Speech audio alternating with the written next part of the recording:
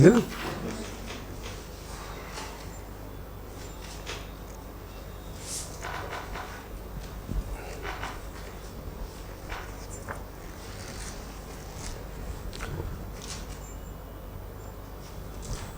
प्रागैतिहासिक चित्रकला।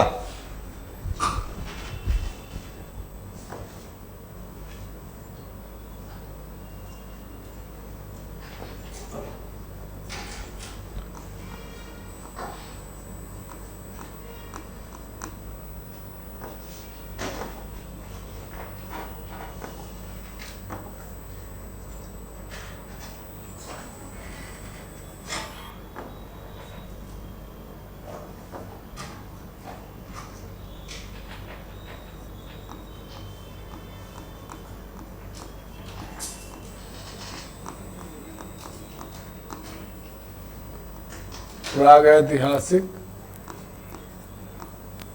चित्रकला।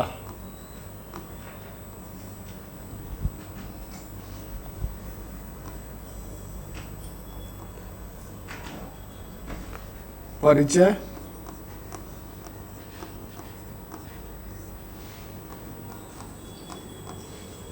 क्षेत्र।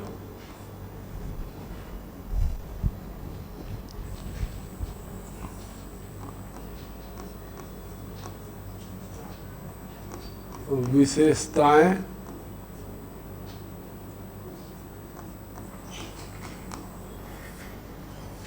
और मूल्यांकन।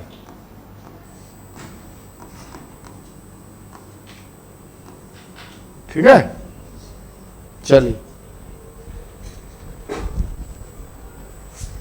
भारत में प्रागैतिहासिक काल 5 लाख से 2000 BC तक माना जाता है।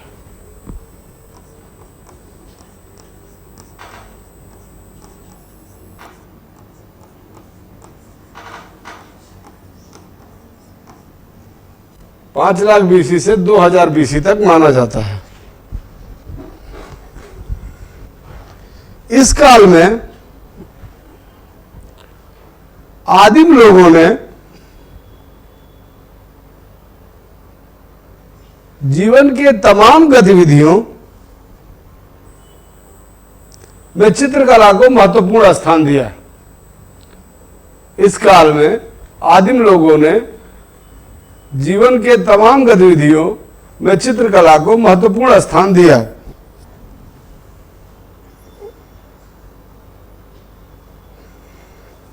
प्रागैतिहासिक चित्र मध्य पाषाण काल से लेकर ऐतिहासिक काल तक मिलते हैं। प्रागैतिहासिक चित्र मध्य पाषाण काल से लेकर ऐतिहासिक काल तक मिलते हैं। ये देश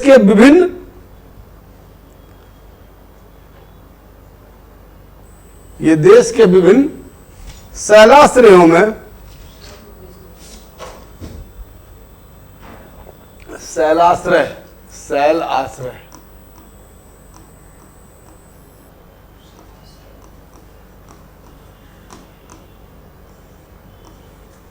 शैलाश्रयों में मिलते हैं। रॉक शेल्टर्स, गुफाएं। शैलाश्रय का मतलब होता है गुफा। शैल का मतलब पत्थर, पत्थर के अंदर जो बना हो। शैलाश्रयों में मिलते हैं। लिख लीजिए, इसका क्षेत्र लिख लीजिए। क्षेत्र मिर्जापुर क्षेत्र के लेखनिया, कोहबर,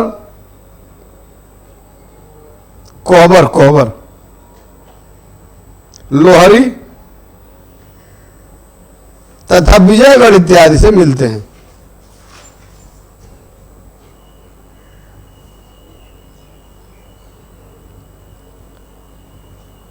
तथा विजयगढ़ इत्यादि से मिलते हैं।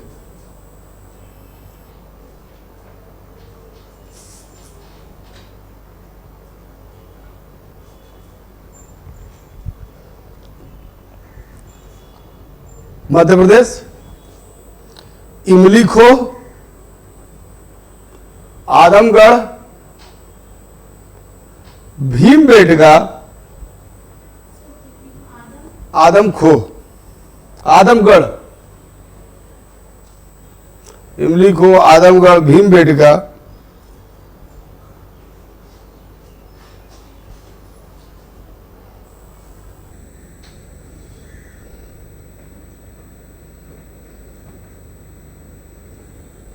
धर्मपुरी, भोजपुर आदि से मिलते हैं।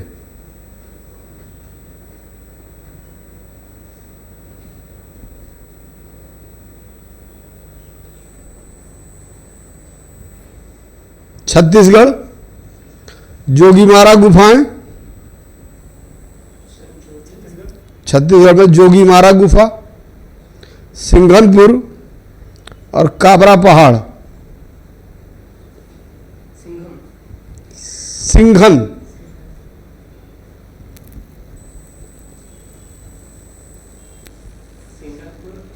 और काबरा पहाड़,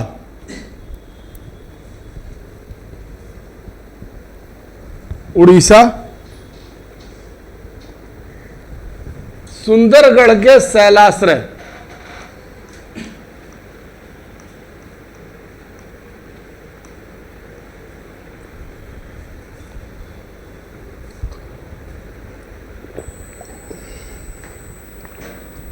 यहां से ये सारी पेंटिंग्स मिली है।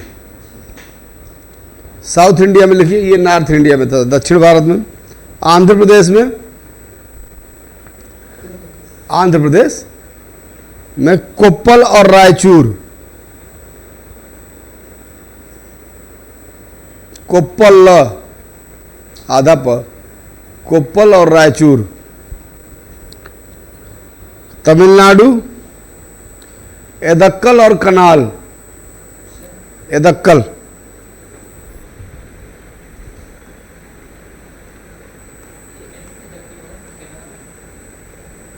एदक्कल एवं कनाल।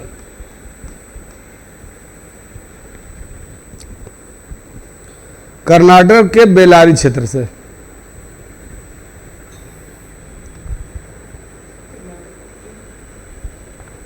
बेलारी क्षेत्र, बेलारी बेटा क्या लिख रहा है, बेलाई लिख रहा है, बेलारी, ठीक है। अब हेडिंग बनाइए विशेषताएं, मतलब कि प्रागैतिहासिक चित्रकला की विशेषताएं क्या थी। ये चित्र चट्टानों की खुरदरी दीवारों, फर्श तथा छतों पर बनाए गए हैं। चट्टानों की खुरदरी दीवारों, फर्श तथा छतों पर बनाए गए हैं।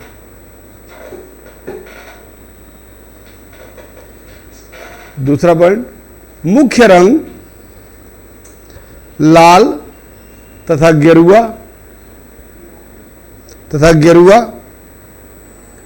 पीला, काला और सफेद है।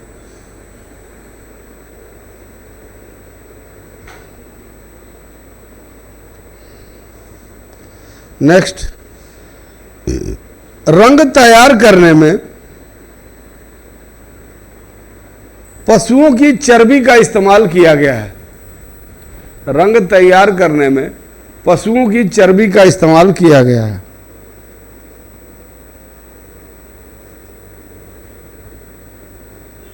अगला लिखिए,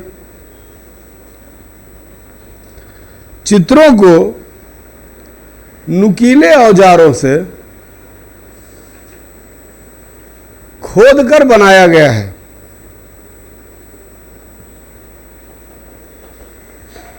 ताकि वे अधिक स्थायी रह सके।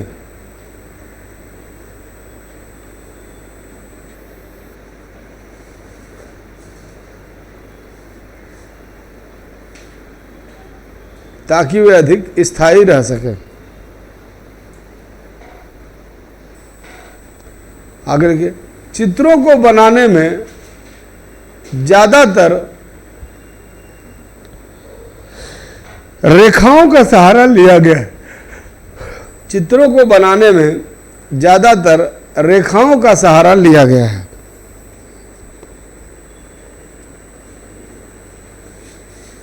अगला, ज्यादातर चित्र आखेट एवं शिकार से संबंधित है। ज्यादातर चित्र आखेट एवं शिकार से संबंधित हैं।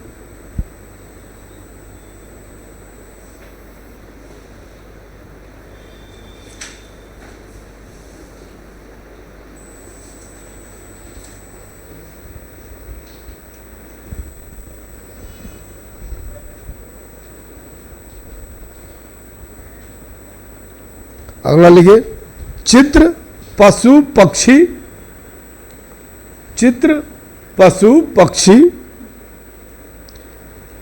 मानव आकृतियां मुख्य रूप से हैं। मुख्य रूप से कुल मिलाकर ये चित्र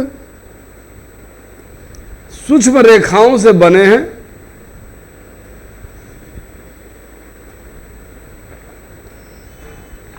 एवं सरल है। देखो ऐसे बना हुआ है।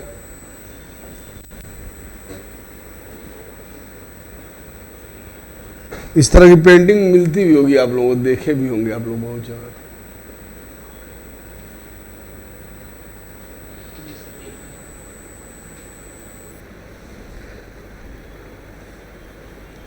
आजकल अभी मैं होटल लीलैक गया था परसों रात में खाना खाने, तो वहाँ ये पेंटिंग लगी हुई है, ऐसे दीवारों पे बनाई गई है। ठीक है, इस तरह से है। जानवर बनाना हो,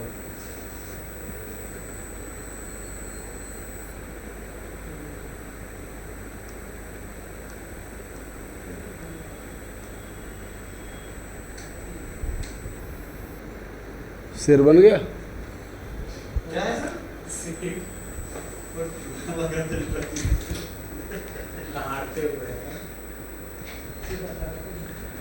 आगे, प्रागैतिहासिक चित्रों का विश्लेषण।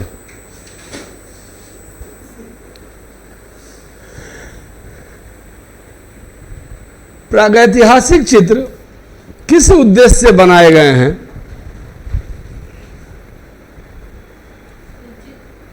प्रागैतिहासिक चित्र किस उद्देश्य से बनाए गए हैं? इनकी आधुनिक विद्वानों ने विभिन्न व्याख्याएं प्रस्तुत की हैं। ऐसे बना लीजिए कॉपी पे बीच में, प्रागैतिहासिक विद्वानों ने विभिन्न व्याख्याएं की हैं। प्रागैतिहासिक चित्र से 3 एरो कर दिए, इसी के नीचे लिख लीजिएगा।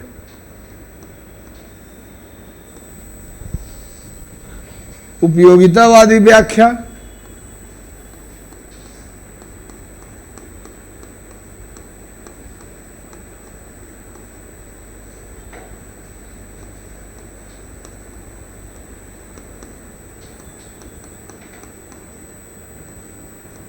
सौंदर्य परक व्याख्या,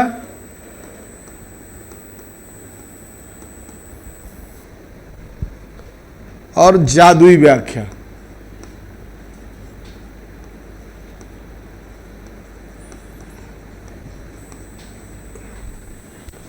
तीन तरह से व्याख्या की गई है। ठीक है, अब मन कर हेडिंग में लिखिए, अब मन कर ऐसे इसी के नीचे एरो देके लिख लीजिए। थोड़ा थोड़ा है, 3-3 4-4 लाइनें लिखिए।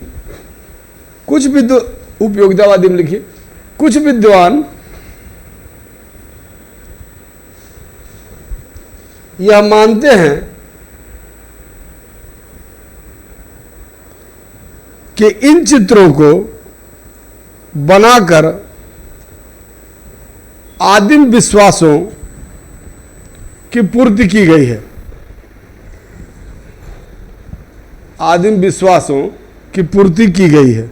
जैसे कैसे आप लोग, गणेश पूजा है कल से, तो क्या करेंगे?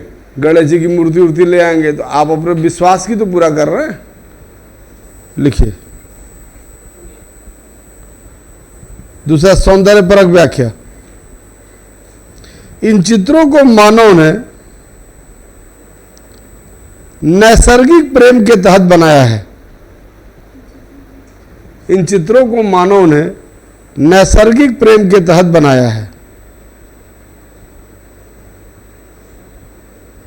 यानी कि यह कला के लिए कला है, मतलब ये आत्मसंतुष्टि के लिए, कला के लिए कला है।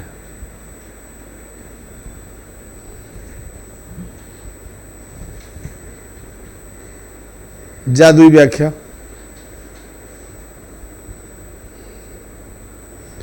कुछ विद्वानों का मानना है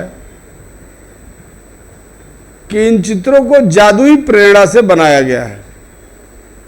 कुछ विद्वानों का मानना है कि इन चित्रों को जादुई प्रेरणा से बनाया गया है।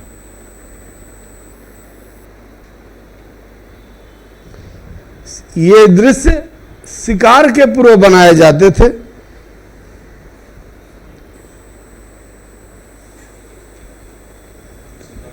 पूर्व बनाए जाते थे, शिकार करने के पूर्व बनाए जाते थे। और इन लोगों की मान्यता थी कि इन चित्रों से पशुओं की आत्माएं बध जाएंगी।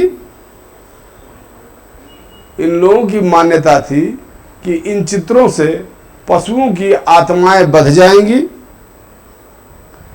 जिससे उनका शिकार करना आसान होगा।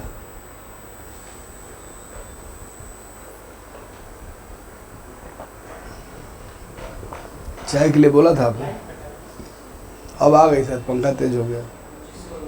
शिकार करना आसान हो जाएगा। अब लाइन चेंज करके नीचे लिखिए।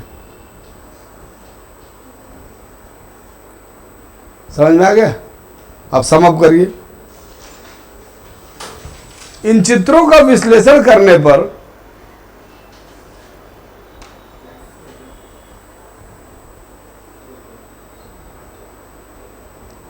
हम कह सकते हैं कि उद्देश्य चाहे जो भी रहा,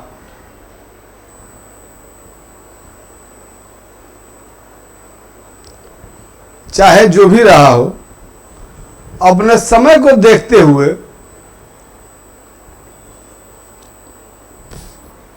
ये चित्र मानवीय भावनाओं की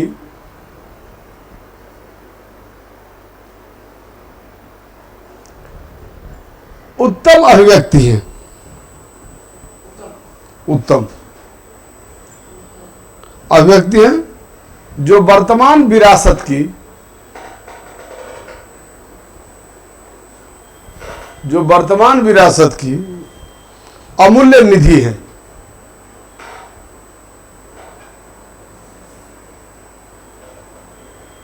समझ में आया? चलो, अब इन सब में जो बेटा जो सबसे पुराना और जो एग्जाम में पूछा जाता है वो है भीमबेटका। एमपी में एक जगह है, वहाँ से बहुत से चित्र मिले हैं। ये जो चित्र बनाए हैं ये सारे भीमबेटका से ही मिला है, और ज़्यादातर चित्र शिकार से ही संबंधित है। ठीक है, तो अब लिखिए भीमबेटका चित्रकला।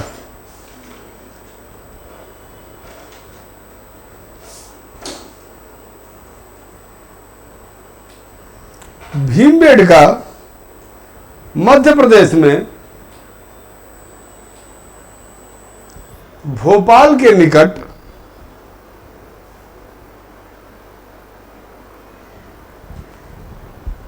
एक पहाड़ी शैलाश्रय है। भीमबेटका मध्य प्रदेश में भोपाल के निकट एक पहाड़ी शैलाश्रय है।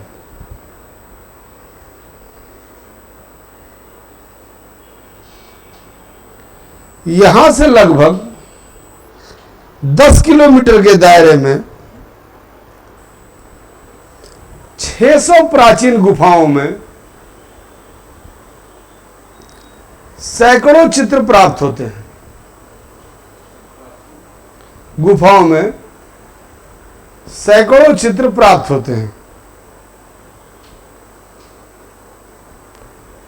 जो कि विश्व स्तर पर कुछ बेहतरीन चित्रों में गिने जाते हैं।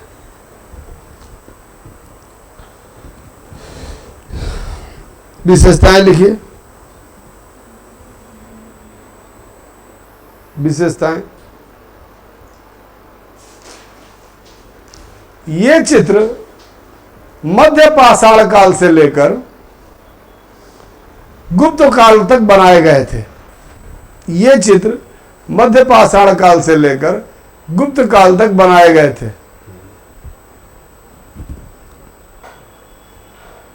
दूसरा पॉइंट, चित्रों को बनाने में गेरुआ, लाल, हरा, पीला और सफेद रंगों का प्रयोग किया गया था। हरा आदि रंगों का प्रयोग किया गया था। इन चित्रों को सूक्ष्म रेखाएं खींचकर बनाया गया था, पतली पतली। इन चित्रों को सूक्ष्म रेखाओं को खींचकर बनाया गया था। ये चित्र बांस या रेशेदार लकड़ी से बनाए गए थे, या रेशेदार लकड़ी से बनाए गए थे।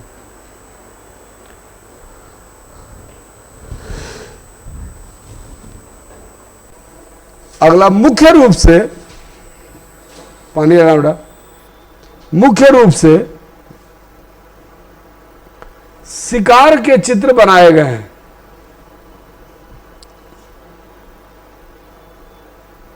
बारहसिंघा, हेलो, बारहसिंघा, सूअर, भालू, गैंडा, गैंडा आदि जानवरों को घेर कर शिकार करते हुए दिखाया गया है।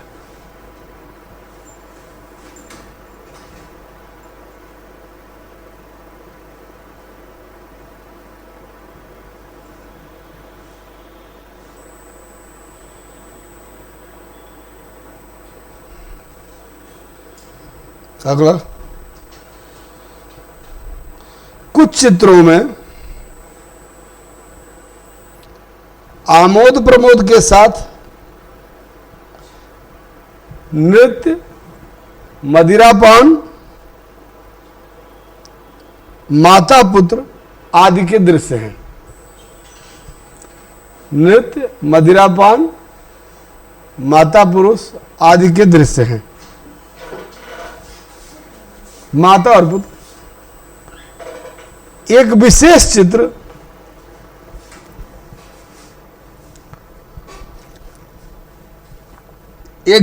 चित्र अश्वरोही घोड़े बैठा हुआ इंसान, यार हिंदी भी नहीं पता है आप लोगों को। अश्वरोही के साथ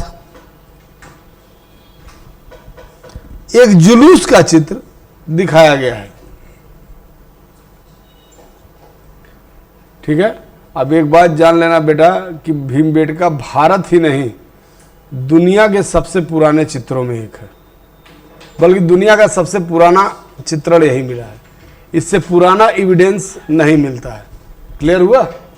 Bhimbetka is the oldest painting we receive across the globe.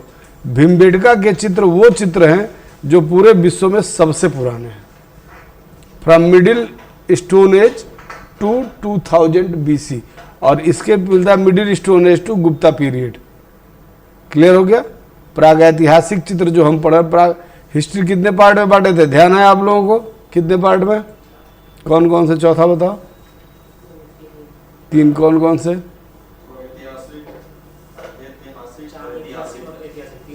प्रागैतिहासिक, आद्य ऐतिहासिक और ऐतिहासिक। फिर ऐतिहासिक के 3 डिवीजन होते हैं, एंशिएंट, मेडाइवल, मॉडर्न। प्राचीन, मध्यकालीन और आधुनिक। प्री हिस्टोरिक क्या है? There is no written evidence, कोई भी लिखित साक्ष्य नहीं मिला है जो भी पढ़ाई होती है, कुछ टूल्स मिले हैं, कुछ पेंटिंग्स मिली हैं, कुछ कहीं रॉक शेल्टर्स मिले हैं, शैलाश्रय मिले हैं, उन्हीं के आधार पर पढ़ाई होती है। प्रोटो हिस्टोरिक यानी कि आद्य ऐतिहासिक लिखावट है लेकिन हम पढ़ नहीं पाते, जैसे इंडस वैली सिविलाइजेशन। क्लियर हो गया। तीसरे नंबर पे फिर आता है ऐतिहासिक, प्राचीन, मध्यकालीन और आधुनिक। अब इसमें अगर आप गौर से देखोगे तो प्राचीन काल से अलग ब्राह्मी, प्राकृत, मागधी, अर्धमागधी, संस्कृत, आर्मेयिक, दुनिया भर की लिपियां हैं, दुनिया भर की भाषाएं हैं, हिंदी, उर्दू, फारसी, लेकिन उस सबको हम पढ़ लेते हैं। तो इन सबको तो लेखन के आधार पे इतिहास को 3 तरीके से बांटा जाता है। तो हम कौन सी पेंटिंग्स अभी डिस्कस किए हैं? प्री हिस्टोरिक पेंटिंग्स डिस्कस किए हैं। अगर आप पेपर गौर से देखेंगे तो लगातार इनके सेंटर्स प्रीलिम्स में पूछा है, जो ऊपर आपको लिखवाया हूँ। यूपी में, उत्तर भारत में, मध्य भारत में और दक्षिण भारत में कहाँ कहाँ ये चित्र मिले हैं। और जो सबसे ओल्डेस्ट एविडेंस है वो कौन सा है? जो सबसे पुराना है वो है भीमबेटका। इसीलिए भीमबेटका के बारे में आपको लिखवा दिया हूँ। भीमबेटका हमेशा पूछता रहता है। अब मुझे नहीं लगता है कि इंडिया का कोई एग्जाम होगा जो भीमबेटका न पूछा होगा, जो लगातार एग्जाम होते हैं। जैसे कोई भी स्टेट कमीशन का एग्जाम हो गया, पीसीएस का एग्जाम हो गया, एसएससी का एग्जाम हो गया, यूपीएससी का एग्जाम हो गया, यहाँ तक कि कॉलेजेस के एंट्रेंस एग्जाम हो गए, सब में भीमबेटका पूछ चुका है। क्लियर हो गया। कहाँ पे है भीमबेटका?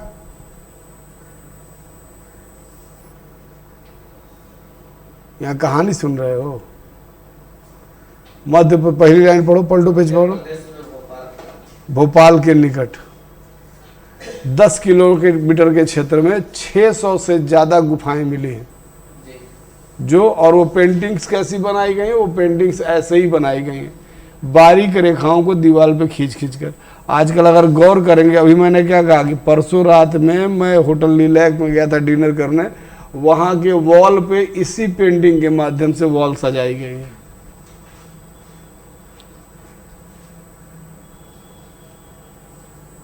ऐसे ही ढोल बना देंगे इस तरह से, ऐसे करके ऐसे करके ऐसे करके ढोल बना, एक आदमी ले खड़ा रहे ढोल गोल गोल से। बाद में चूंकि ये अब पता नहीं, हो सकता गोल रहा हो, लेकिन ये किस पे की गई? ये गुफाओं के दीवालों को काटा गया है। तो नुकीली चीज लेकर रगड़ेंगे उसको, तो जो हमेशा जो शेप बनेगा वो लीनियर बनेगा, सूक्ष्म रेखाएं, महीन महीन रेखाएं खींच के, और उसमें कलरिंग की गई है। कलरिंग में किस चीज का, कौन से कलर मेनली इस्तेमाल हुए हैं? रेड कलर का यूज हुआ है। गेरू जानते हैं आप लोग? गेरू कलर की बात है तो गाय कहाँ से आ गए इसमें? हाँ, ऑरेंज टाइप, डार्क ब्राउन कह सकते हैं आप। पुलिस स्टेशन देखेंगे पुराना वाला ना, पीले रंग की मिट्टी और जो बॉर्डर बनाया जाता है वो ओचर, गेरू को और ओचर बोलते हैं।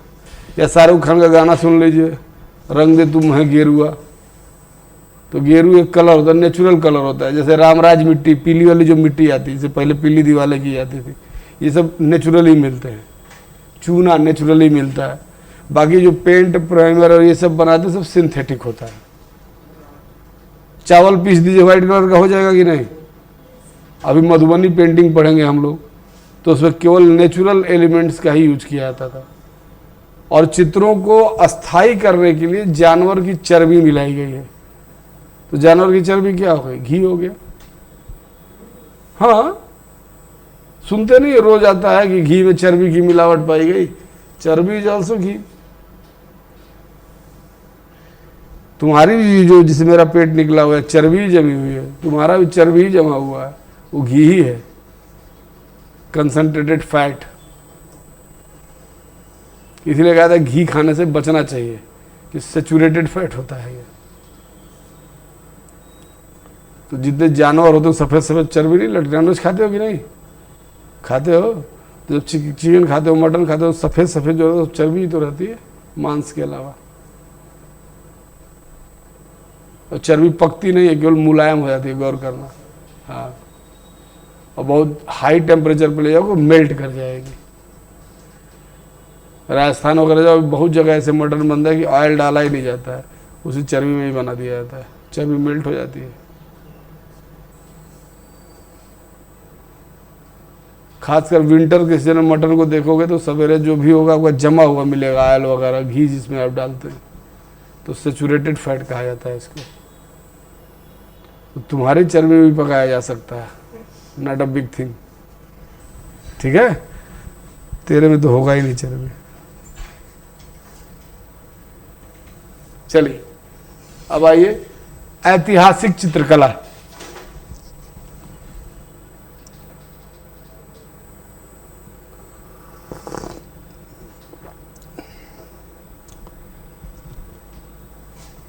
देखिए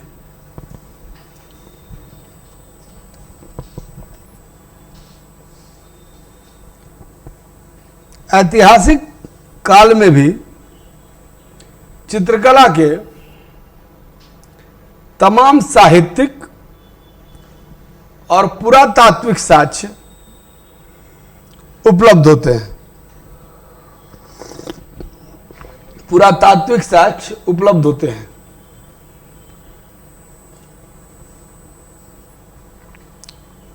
ब्राह्मण, जैन तथा बौद्ध ग्रंथों में चित्रकला के तमाम उदाहरण दिए गए हैं। ब्राह्मण, जैन तथा बौद्ध ग्रंथों में चित्रकला के तमाम उदाहरण दिए गए हैं।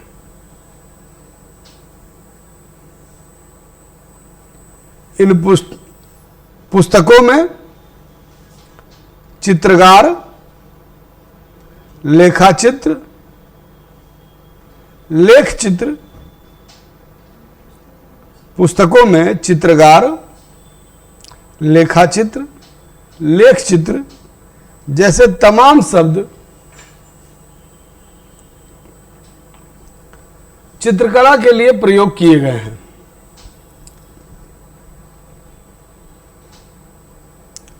इनमें उचित चित्रों का महिमा मंडन किया गया है। इनमें उचित चित्रों का महिमा मंडन किया गया है। शास्त्रीय ग्रंथों में सभी कलाओं में चित्रकला को, शास्त्रीय ग्रंथों में सभी कलाओं में चित्रकला को उत्तम कला का दर्जा दिया गया है।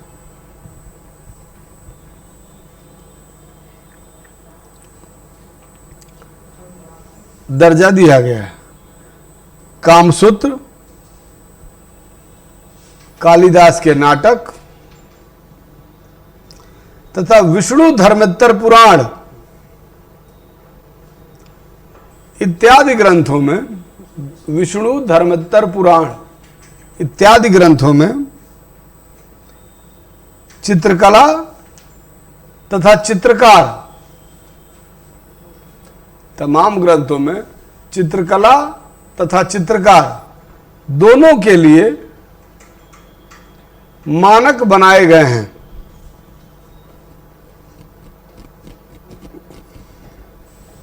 इन ग्रंथों में चित्रकला उसे कहा गया है जिसमें चित्रांकन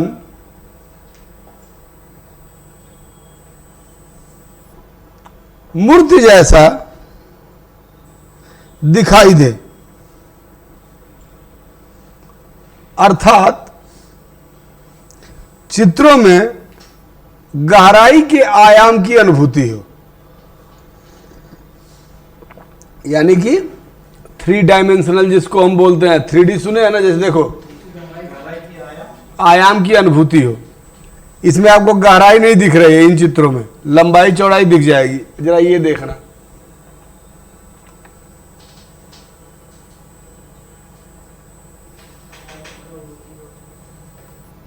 इसमें गहराई का आभास हो रहा है कि नहीं? इनमें हो रहा है। तो 3 डायमेंशन होते हैं। 3D प्रिंटिंग सुने ना, अब तो 5D भी आ गया। बाकी 2D कौन से हैं?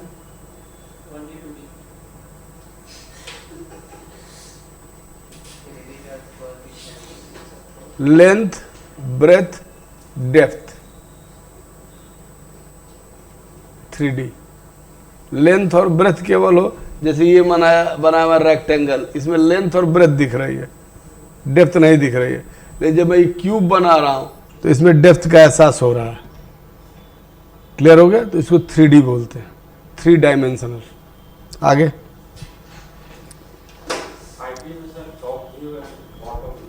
दो इनसे पूछे थे आपसे नहीं। ये क्या है? 1D 2D। मैं खुद ही नहीं समझ क्या बता रहा, चुप हो गया हूं मैं।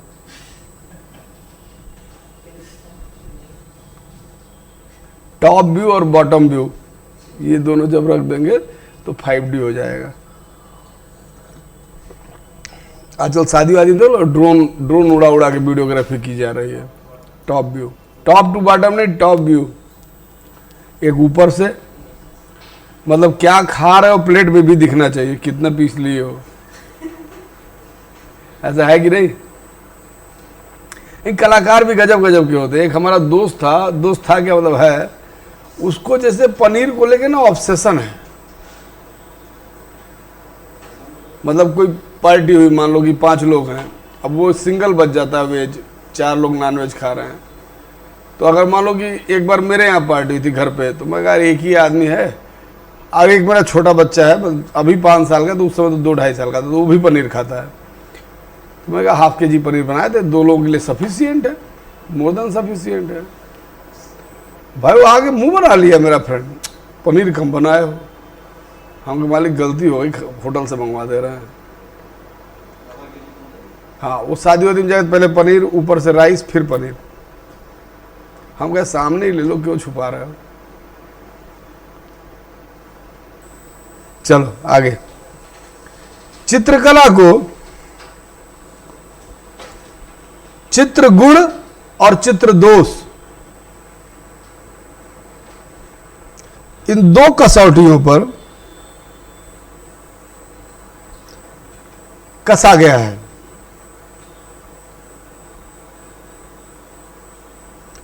उचित रेखांकन के साथ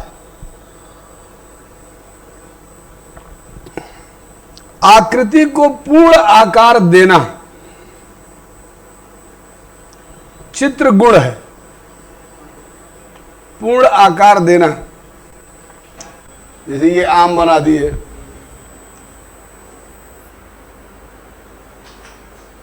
आम जैसा लग रहा है ना, पूर्ण आकार देना चित्र गुण है।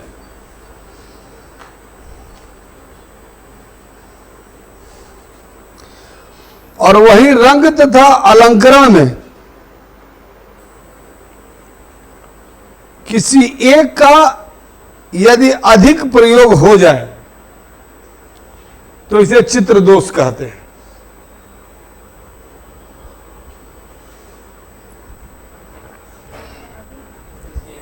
अधिक प्रयोग हो जाए तो इसे चित्र दोष कहते हैं।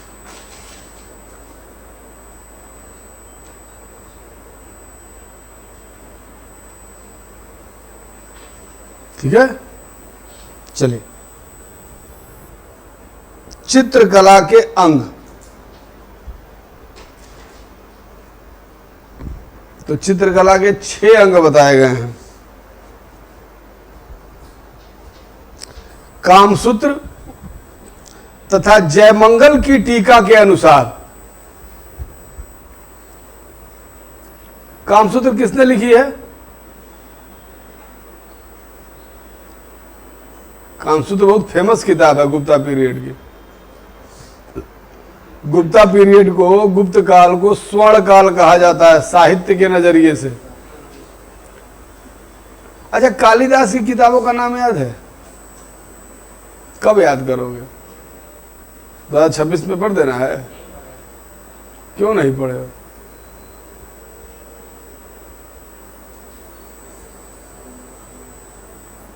आप पेपर उठाइए यूपीएससी का, 10 साल का पेपर लीजिए, 6 साल देखिएगा, आपको गुप्ता पीरियड का कोई ना कोई लिटरेचर या राइटर वो मैचिंग के पैटर्न में पूछ दे, सीधे पूछ दे, ड्रामा है या कॉमेडी है, किस तरह का ड्रामा है, क्या लिखा गया, ये हमेशा पूछता है। मतलब 60 केवल बता रहे हैं आपको गुप्ता पीरियड का लिटरेचर। कालिदास, अमर सिंह, शूद्रक, भारवी, भैरवी सब उसी दरबार में थे। ये सब ऐसे भी आप लोग कर सकते हैं, हर चीज पढ़ाई नहीं जाती है, ये आपकी जिम्मेदारी है। जैसे लिटरेचर हो गया, कितने वेद हैं? कौन कौन से?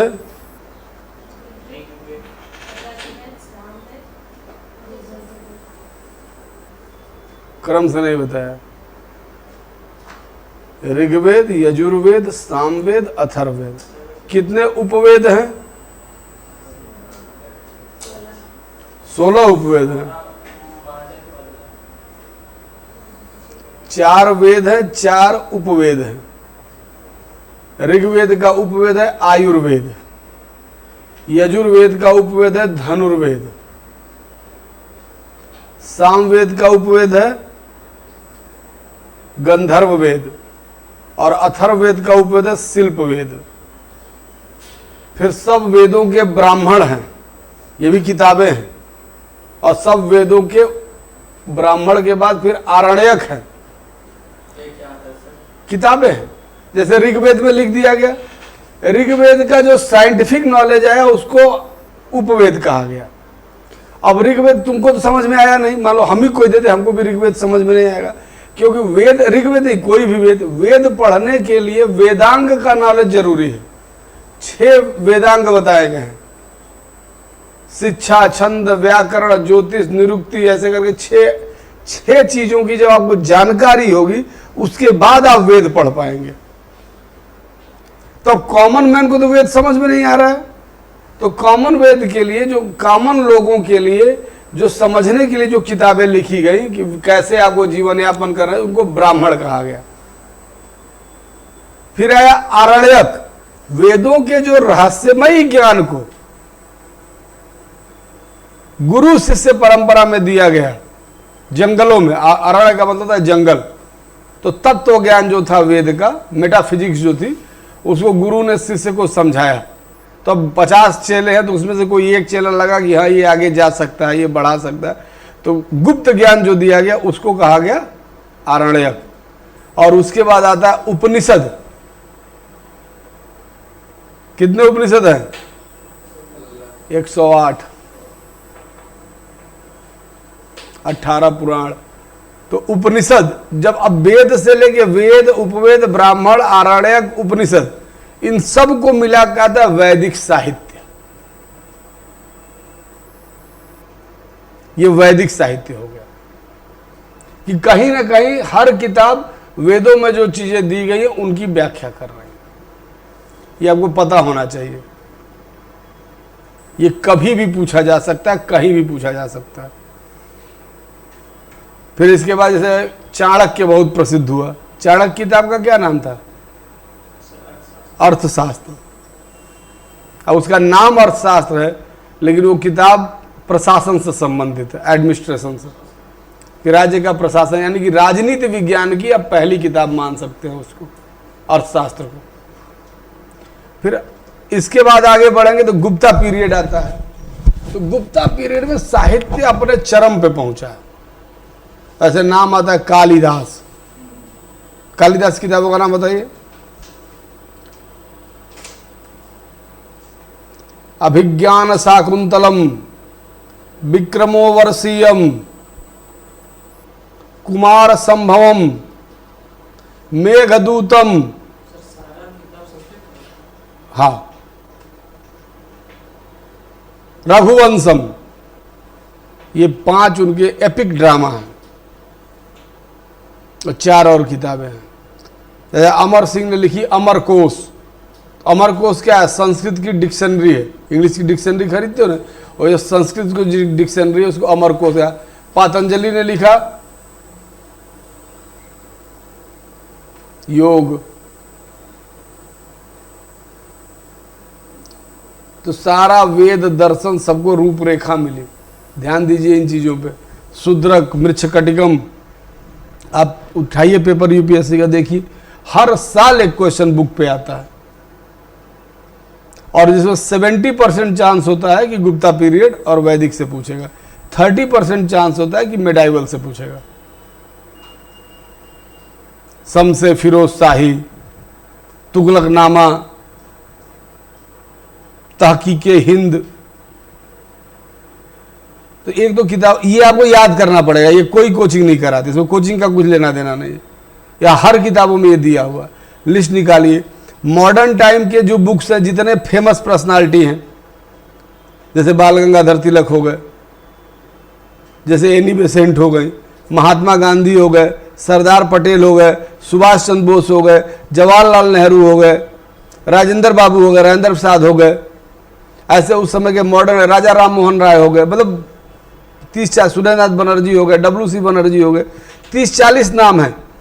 इन सब लोगों ने न्यूज़पेपर पर पब्लिश किए हैं और कुछ बुक्स भी लिखी हैं। उनकी एक लिस्ट बना लीजिए,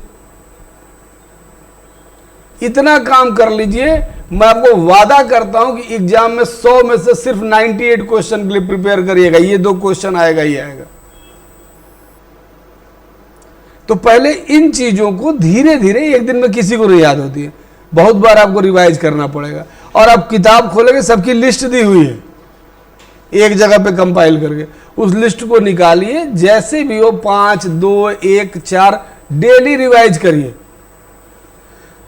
यूनाइटेड नेशन ऑर्गेनाइजेशन है, वर्ल्ड बैंक है, IMF है, इनके बारे में आप पढ़ नहीं सकते हैं, ये पढ़ाया जाएगा आपको क्लास में। जैसे वर्ल्ड बैंक आप कहते हैं, वर्ल्ड बैंक कुछ नहीं है, वर्ल्ड बैंक केवल नाम है। World bank is group of 5 banks. Economics पढ़ चुके हैं ना, बताइए तो जरा। IBRD, IFC, IDA, MIGA, ICSID, इन 5 को मिला के हम कहते हैं वर्ल्ड बैंक।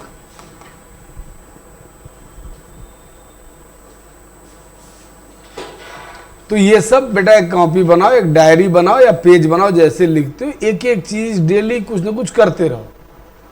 कभी वर्ल्ड बैंक पढ़ लिए, कभी UNO पढ़ लिए, आप न्यूज़पेपर पढ़ते हैं, वो क्वेश्चन ये थे आसियान की मीटिंग, आसियान कहानी पता है आप लोगों को?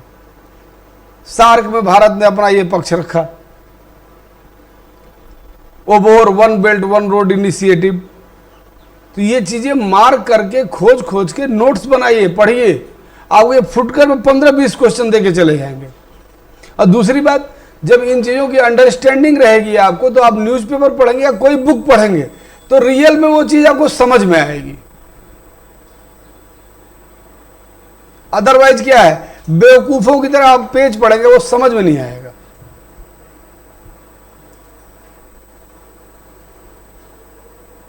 आसियान आपको पता ही नहीं है। मैप कितने लोगों को याद है? क्यों नहीं याद है? वर्ल्ड मैप कमरे में लगाइए अपने, आज जाके लगा दिए, 20-25 रुपए मिल जाएगा दुकान पे, कागज का, दुनिया का नक्शा। और तो देश देखना शुरू करिए, पहले लोकेशन याद करिए कि जैसे सबसे ऊपर उधर कनाडा पड़ेगा, कनाडा के नीचे अमेरिका, अमेरिका के नीचे ऐसे लटका हुआ मैक्सिको, उसके बाद इधर बेलीज पड़ेगा, इधर ग्वाटेमाला पड़ेगा, इधर एल सल्वाडोर पड़ेगा, इधर होंडुरास पड़ेगा, फिर निकारागुआ पड़ेगा, फिर कोस्टारिका पड़ेगा, फिर पनामा पड़ेगा, फिर पनामा कोलंबिया में टच किया, कोलंबिया से इधर यूगोस्लाविया, और कोलंबिया से इधर वो पड़ेगा वेनेजुएला पड़ेगा, वेनेजुएला के बाद फिर 3 गुआना पड़ेंगे, French Guana, Dutch Guana, Suri Guana, फिर ब्राजील आ जाएगा, उरुग्वे बाहर चला जाएगा, पराग्वे अंदर आ जाएगा। इधर देखो मैं तुमको 2 कॉन्टिनेंट का मैप सुना दिया, नीचे अर्जेंटीना चला जाएगा, इधर बगल में चिली चला जाएगा, ऊपर पेरू, अंदर बोलीविया और पराग्वे। मुझे तो याद है, आपको क्यों नहीं याद है? मुझे एग्जाम नहीं देना है। पूरा वर्ल्ड मैप आपके टिप्स पे होना चाहिए। यहां से आंख बंद की तो आपको दिख रहा है, यहाँ ये फ्रांस है, ये जर्मनी है, स्विट्जरलैंड है, ये है, तब आपको न्यूज़पेपर और बॉर्डर समझ में आएंगे। अगर आप गौर किए हो, प्रीलिम्स में केवल मैप से क्वेश्चन आते हैं जियोग्राफी के। अगर 7 क्वेश्चन पूछेगा तो 4 क्वेश्चन मैप से सॉल्व होगा, 3 क्वेश्चन आप इधर उधर से करोगे। मिट्टी मिट्टी पूछ दे तो अलग बात है। सीधा क्वेश्चन है, कौन सा कंट्री यूक्रेन के बॉर्डर को नहीं टच कर रहा है? फिलिस्तीन में इतनी लड़ाई चल रही है 2 साल से, 1.5 साल से आप लोग पढ़ रहे हैं। मुझे आप लोगों को चैलेंज करता हूं, कोई भी मुझे इजराइल का बॉर्डर बता दे। 100 रुपए कैश प्राइज अभी।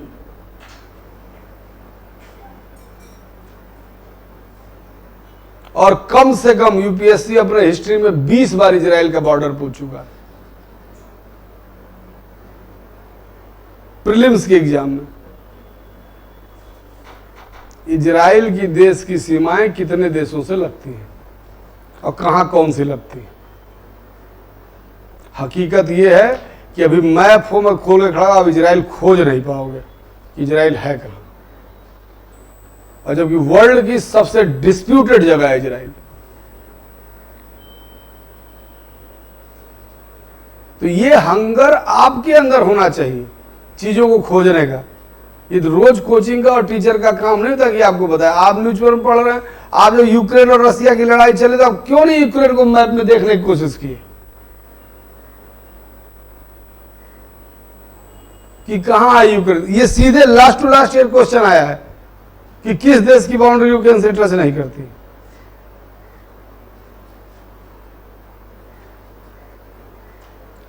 और ज्यादा नहीं, अगर 10 दिन दे दोगे ना मैप पे, आधा घंटा पूरा मैप तुम्हारे हाथ पे आएगा। प्रॉब्लम बताओ रियल में क्या है? करता ही नहीं, करते ही नहीं, करते ही नहीं हो। यहां बैठ के ऊपर नीचे करोगे तुम लोग, लाइब्रेरी में बैठ के बात करोगे, ये सिर्फ आप अपने साथ गलत कर रहे हो। देखो एक ही चीज समझाता हूं, टाइम दे रहे हो, पढ़ तो रहे ही हो, पढ़ने ही आए हो ना घर से, घर वाले फीस दे ही रहे हैं, कम ज्यादा जिसकी जैसी कैपेसिटी अपना कर ही रहा है बच्चों के लिए, तो पढ़ लो।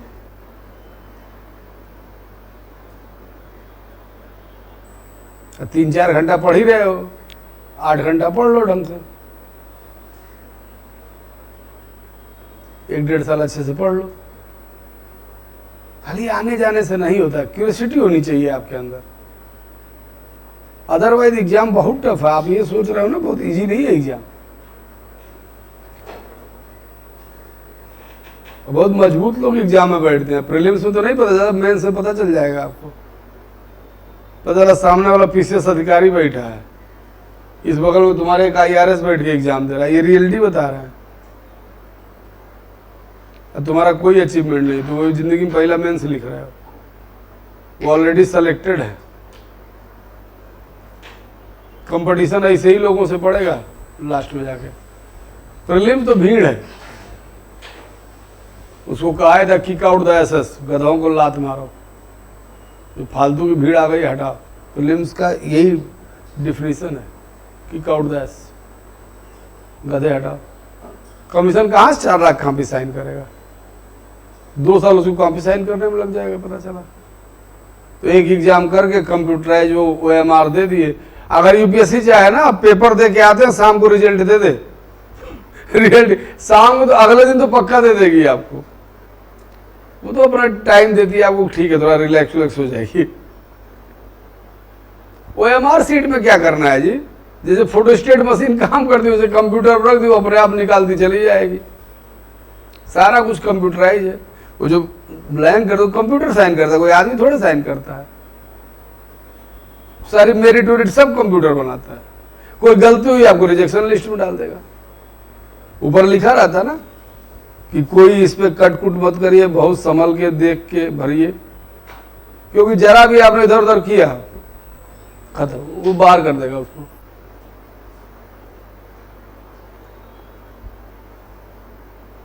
इस चीज को समझिए आप लोग। चलिए चित्रकला के अंग, हाँ कामसूत्र भी गुप्ता पीरियड में लिखा गया, यहीं से शुरू किए थे पूछना। कामसूत्र लिखी है वात्सायन ने। जितना बताता हूं बेवकूफ सुनते रहते हो, नोट कर लिए होते। कामसूत्र लिखी है वात्सायन ने। कामसूत्र तथा जयमंगल की टीका के अनुसार चित्रकला के 6 अंग हैं। कामसूत्र तथा जयमंगल की टीका के अनुसार चित्रकला के 6 अंग हैं। पहला, रूप भेद।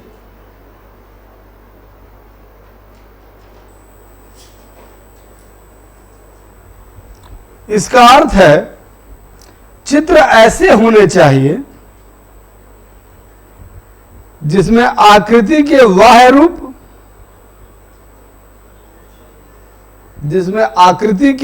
रूप,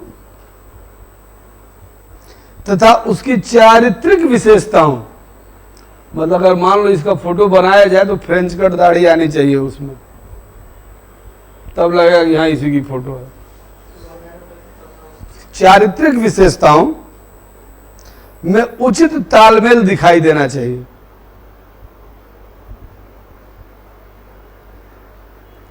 जिससे कि वो आसानी से पहचाना जा सके।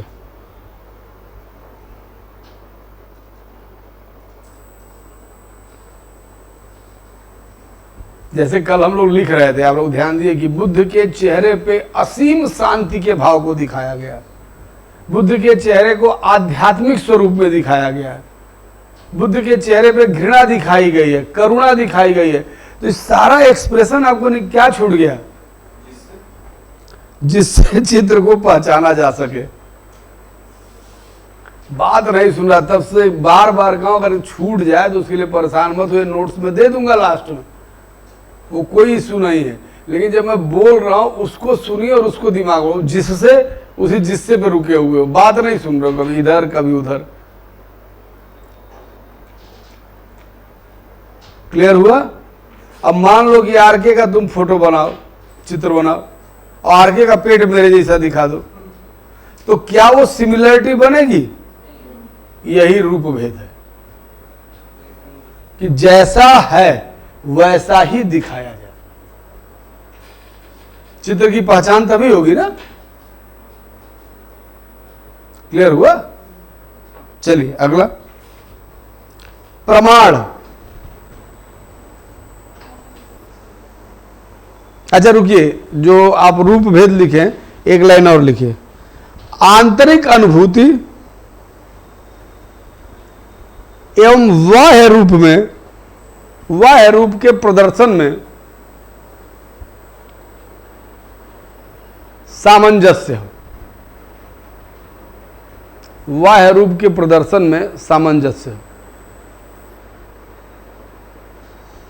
जैसे मान लो, ऐसे समझो कि एक चित्र बन रहा है जहां कोई लाश पड़ी हुई है, किसी के यहां डेथ हुई है, लोग रो रहे हैं, उसी में क्या एक हंसते हुए आदमी का चेहरा लगाया जा सकता है? नहीं लग सकता ना, बेवकूफी दिखाई देगी। वो उस चित्र का मजाक उड़ा देगा। तो वहां जितने लोगों को पिक्चराइज किया जाएगा, उनका जो चेहरे का इमोशन होगा वो कैसा होगा? कंपैशनेट होगा, मतलब कि करुणा की भावना दिखाई जाएगी। क्लियर हुआ? चलिए नेक्स्ट पॉइंट। अरे तुम लोग को बार बार बताते हैं, एग्जाम्पल देते हैं। पहले हनुमान जी की मूर्ति देखो जो तुम्हारे घर में पड़ी हो, बंदर जैसा बनाया गया ना, गदा उदा लेके बैठे हैं। आज जरा हनुमान जी का जो स्टिकर सब आ रहा है देखो, 6 पैक 9 पैक, यहाँ से अलग मसल्स, यहाँ से अलग मसल्स, बड़ा गुस्सा है वो, एकदम जय श्री राम लग रहा है।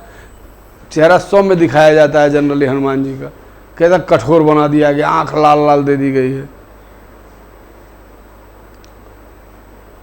जो पहले घर में मूर्तियां थी वो कैसा थी? वो करुणा, कंपैशन की भावना को दिखा रही थी। आज जो ये फोटो और ये सब आ रहा है, कैसा दिखाया जा रहा है? ये एग्रेशन की भावना को दिखा रहा है। गदा ऐसे लहराते हुए एकदम धोती इधर उड़ रही है, एक ही पिक्चर में देखो। उसको देख के आपको पूजा शांति की भावना नहीं आएगी आपके मन में, सौम्यता नहीं आएगी आपके मन में। जो गाने भी होते थे, आगे म्यूजिक भी हम लोग पढ़ेंगे, एक गाना आप सुनते हैं आराम से रो तक देते हैं लोग, कोई याद आने लगता है। दूसरा रौद्र गाने सुनते हैं, खून खौलने लगता है एकदम। क्लियर हुआ? तो उसको रौद्र कहा गया। कल बताए थे शिव का, कितने डांस बताए थे शिव के? कौन कौन सा? एक रुद्र रूप, एक सौम्य रूप। रुद्र रूप में कौन सा डांस बताए थे? तांडव। और हनुमान को क्या माना गया है? 11वां रुद्र माना गया है। हनुमान को शिव का ही अवतार माना जाता है। अभी राम भद्राचार्य है नहीं, हनुमान चालीसा में रोज क्लेम करते रहते हैं शंकर सुमन केसरी नंदन, नहीं है शंकर स्वयं केसरी नंदन।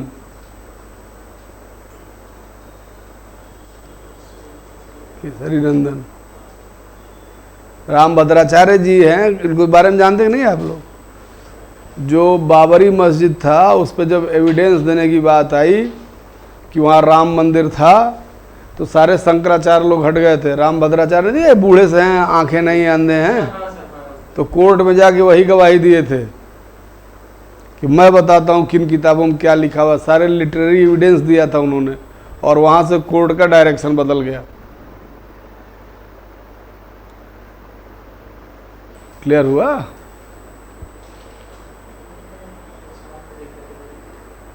वीडियो वही, फिर यूट्यूब का रील देखो, पढ़ाई से तो मतलब है नहीं।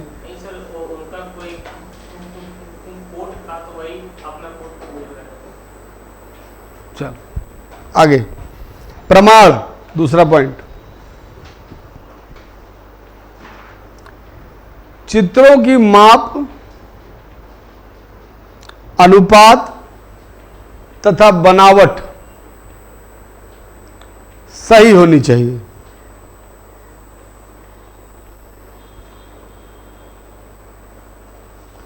ताकि चित्र वास्तविकता से मेल खाएं।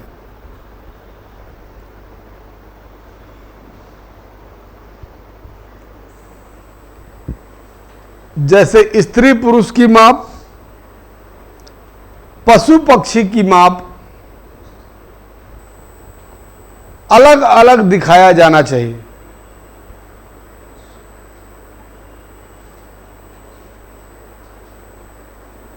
अच्छा तुम देखो एक चीज देखो, ये कितनी बड़ी सटीकता है। आप अपने मोबाइल पे भी मूवी देख लेते हो, वहां भी छोटा बड़ा सिमिलरिटीज क्रिएट हो जाती है। कितनी बड़ी वो तुम्हारी मोबाइल है? 6 इंच, 8 इंच, 9 इंच, यही तो है स्क्रीन साइज। वही चीज एक आप पिक्चर हॉल में जाके जरा पिक्चर के पर्दे पे देखो, 20-30 फीट का पर्दा लगा हुआ है, फिर भी क्या है? बनावट और स्ट्रक्चराइजेशन क्या है? एक जैसी है। ये क्यों पॉसिबल हुआ? सिनेमा को हिंदी में क्या कहा जाता है? चलचित्र। तो पहले चित्र बने, और चित्र ही जब चलने लगे तो क्या हो गया? चलचित्र हो गया। पहले की मूवी ऐसे ही बनती थी, प्लेट प्लेट में, एक लगी फिर हटाएगी फिर दूसरी। बाइस्कोप देखे हो तो, बॉक्स लेके नहीं घूमते हैं, तो वो घूम देखो देखो, दिल्ली का लाल किला देखो, आगरा का ताजमहल देखो, ऊपर से घुमाते जाएंगे तो धीरे धीरे चलता रहता है, तो हाथ से घुमाया जाता है। और दिखता है सर? हाँ लेंस लगा, फोटो लगा दो यार, है क्या?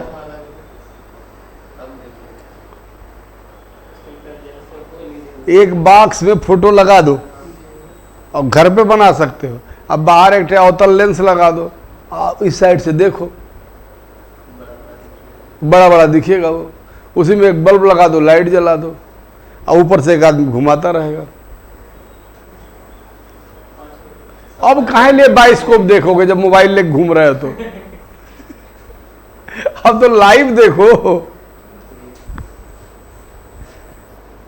अब तो मीडिया में लड़ाई हो रहे, वहां भी लाइव देखिए, लाइव फुटेज आती है ना, लिखिए लाइव फुटेज। इंग्लैंड में बॉल फेंकी जाती है, यहां अपने टीवी पे क्रिकेट का मैच देखते रहते हो, लाइव प्रसारण। और 1-2-3 सेकंड का ही गेम होता है, हम 2-3 सेकंड पीछे देखते।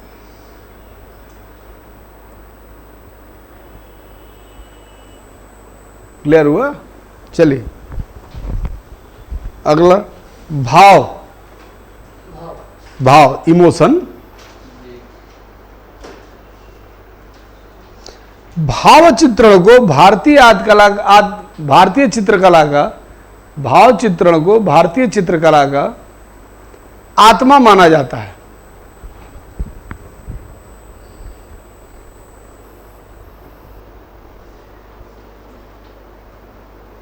इसका तात्पर्य है कि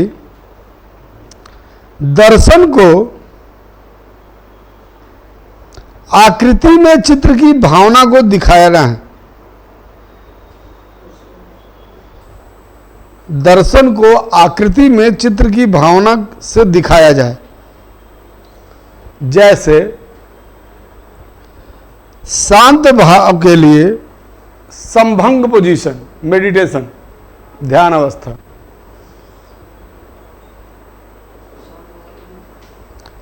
संभंग या ध्यान की अवस्था।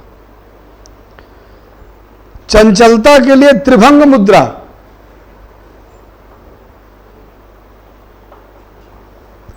गतित्व के लिए अतिभंग मुद्रा। गति को प्रदर्शित करने के लिए अतिभंग मुद्रा। अब मैं दिखाता हूं आपको, अभी समझाता हूं। जैसे अगर एक प्रतिमा बनाए, योगी की बनाया आपने, और वो पद्मासन में आंख बंद करके ऐसे था, वो क्या लगेगा? शांति से बैठा हुआ है, आंख बंद है। ये हो गई संभंग मुद्रा या ध्यान मुद्रा। जरा बांसुरी बजाते हुए कृष्ण को देखिए, चंचलता का अनुभव हो रहा है कि नहीं? आंखें इधर चल रही हैं, कमर इधर है, ऐसे हाथ पड़ा हुआ है। जैसे आप लोग जॉली मूड में घूमते हैं रोड पे या दोस्तों के साथ रहते हैं, मिस्टूवियस जिसको कहा जाता है। तो अब इसमें ना आपके 3 अंग होते हैं। जैसे रोड पे खड़ा लड़की जा रही है, ऐसे देख रहे हैं, मुस्कुरा इधर रहे हैं, हाथ ऐसे लगाए हुए, नॉर्मल सी बात है। त्रिभंग मुद्रा। बांसुरी बजाते कृष्णा, सारी फोटो त्रिभंग में बनती है। शरीर सीधा खड़ा दिखाई नहीं देगा कृष्ण का, आंख, कमर, बांसुरी कहीं न कहीं लोच रहेगी। त्रिभंग पूछ भी चुका है। अब नटराज की प्रतिमा देखिए, गतित्व में दिखाया गया है। कल दिखाए थे, एक पैर बौने को दबाए हुआ है, दूसरा पैर डांसिंग पोजीशन में उठा है। यह मुद्रा हो गई अतिभंग मुद्रा, to reflect the dynamic gesture. समझ में आया? समझ में आया तो क्या समझाया हूं? डर के मारे नहीं बोल दिया है जी? हाँ बताओ बताओ बताओ, अपने शब्दों में बताओ, कोई बात नहीं। ठीक है, तो ये क्या दिखा रहा है? मेरा पूछने का मतलब ये है, ये गति को दिखा रहा है। ठीक, आगे।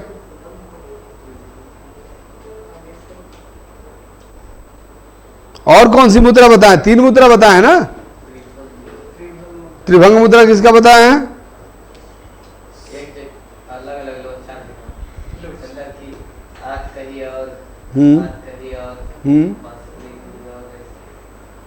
ठीक है, तो जब आप चंचल पोजीशन में होते तो आप जो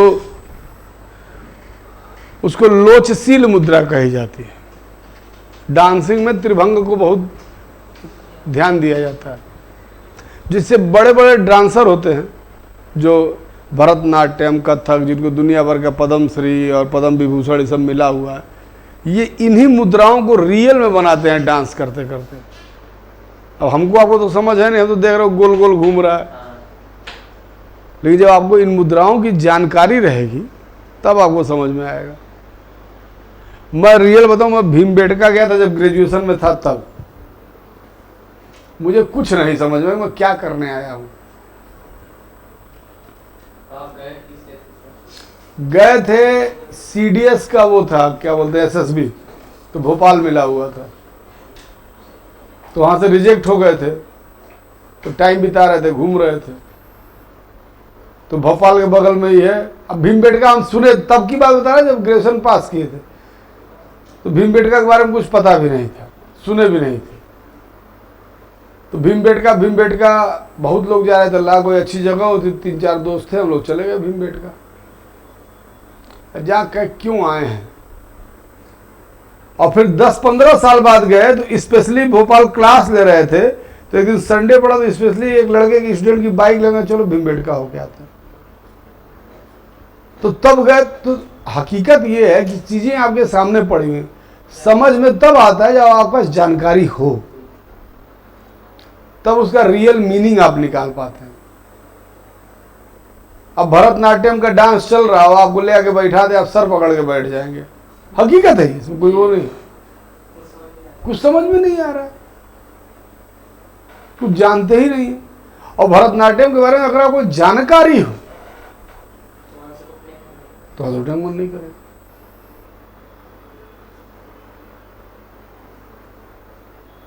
क्लियर हो गया? ये चीज बता रहे हैं। अगला, लावण्य योजना मतलब सजावट।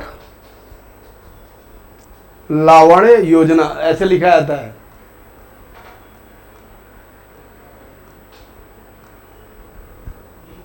लावण्य योजना यह चित्र का सौंदर्य गुण है जो उसे आकर्षक बनाता है। यह चित्र का सौंदर्य गुण है जो उसे आकर्षक बनाता है। ठीक है। अगला है सादृश्य।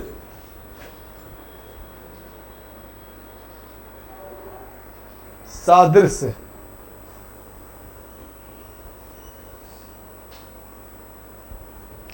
किसी मूल वस्तु, पदार्थ या भाव के साथ प्रतिकृति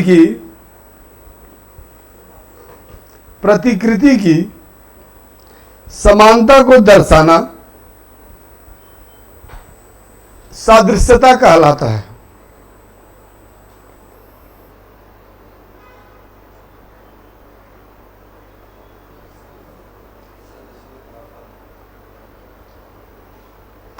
जैसे जो चीज बताई गई है उसी के अनुसार बनाना।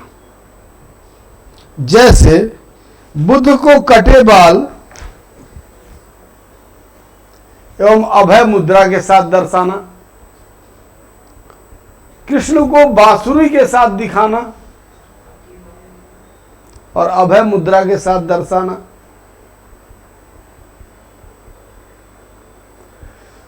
कृष्ण को बांसुरी के साथ दिखाना इत्यादि।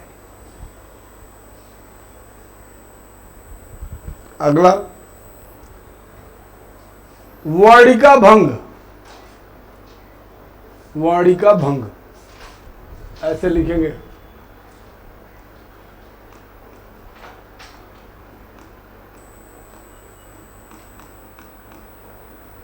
वर्णिका भंग।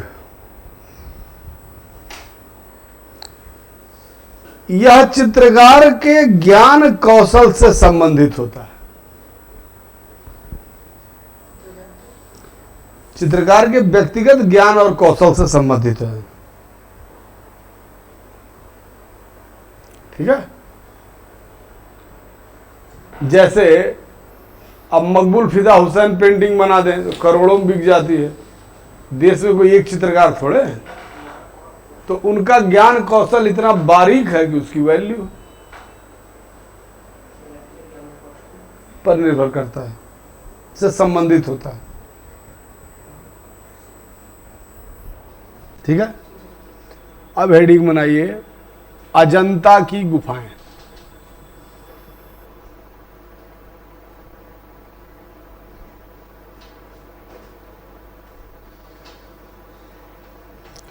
कुल 31 गुफाएं प्राप्त होती हैं, टोटल 31।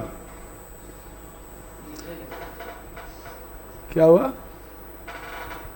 जिनमें 16, 17, 9 और 10, 9 और 20 महत्वपूर्ण है। 16, 17, 9 और 20 महत्वपूर्ण है। 5 गुफाओं में चैत्य प्राप्त होते हैं, शेष गुफाएं विहार हैं। 5 गुफाओं में चैत्य प्राप्त होते हैं, शेष गुफाएं विहार हैं। चैत्य क्या थे? पूजा करने की जगह हैं। और विहार क्या थे? रहने की जगह हैं।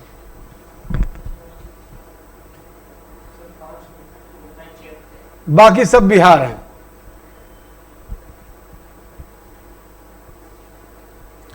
ये गुफाएं चित्रकला, मूर्तिकला और वास्तुकला का अद्भुत संगम है।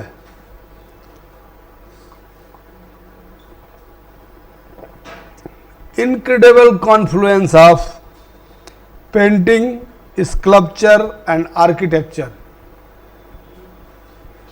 अद्भुत संगम है। संगम छूट गया था ना। इनमें सातवाहन काल से लेकर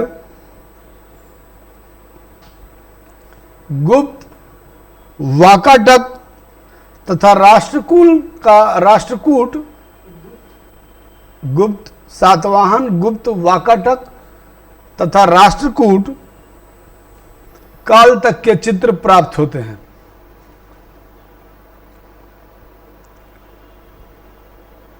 ये बालक अविनाश, उसको देना। विषय, सब्जेक्ट, मतलब अजंता में का विषय क्या है? मुख्यतः बुद्ध, थैंक यू छोड़ दे। मुख्यतः बुद्ध तथा बोधिसत्व एवं लोक जीवन के चित्र। मुख्यतः बुद्ध, बोधिसत्व एवं लोक जीवन के चित्र। विषय के दृष्टिकोण से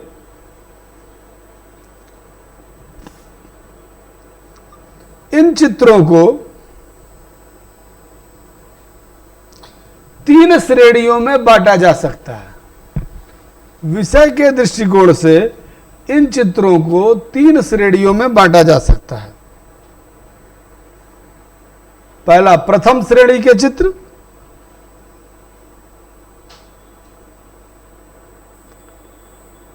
एक हाइफन देके लिखिए। इसके तहत बुद्ध को दार्शनिक तथा आध्यात्मिक स्वरूप का चित्रकला में वर्णन किया गया है।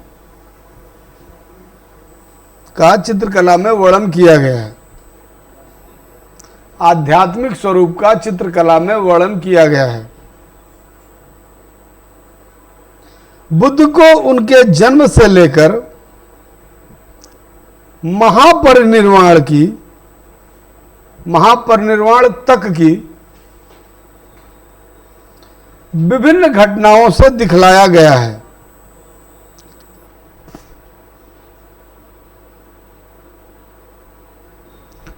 बुद्ध को भावी बुद्ध अर्थात बोधिसत्व, जैसे वज्रपाणी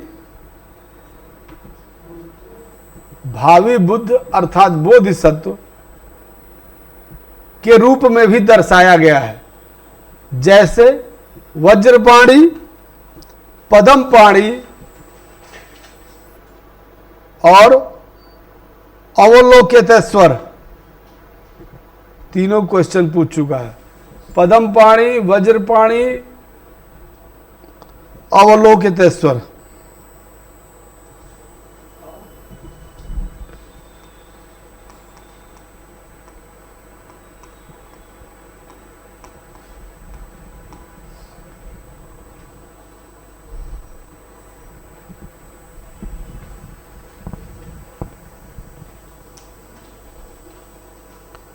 द्वितीय श्रेणी,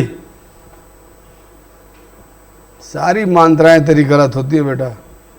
द्वितीय ऐसे लिखा जाता है, समझ में आया? तुम क्या लिखे हो? दोनों में बड़ी लगा है।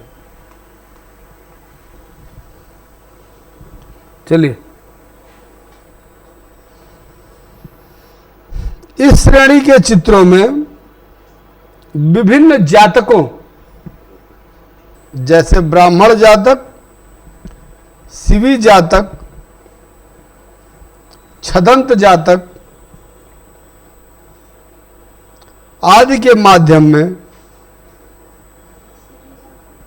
छदंत जातक आदि के माध्यम से बुद्ध के पिछले जन्मों को दर्शाया गया है।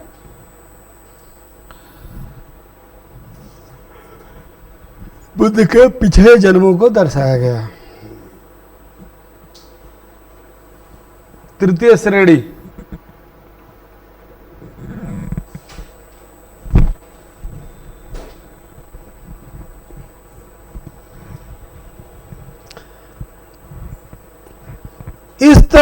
इसके तहत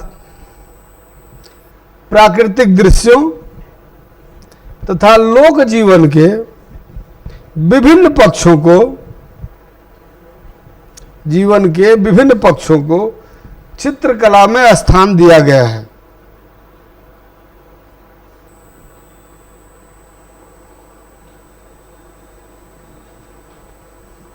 पुष्प, लताएं, पशु, पक्षी,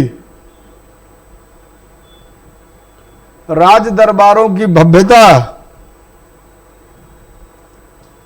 राजा और रानियों की दिनचर्या, ग्रामीण जीवन की सहजता,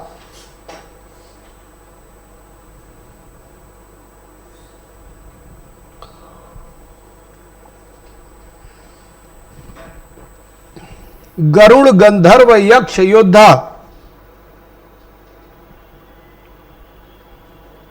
गरुड़, गंधर्व, यक्ष, योद्धा, ऋषि तथा अप्सरा के चित्र मुख्यतः बनाए गए हैं।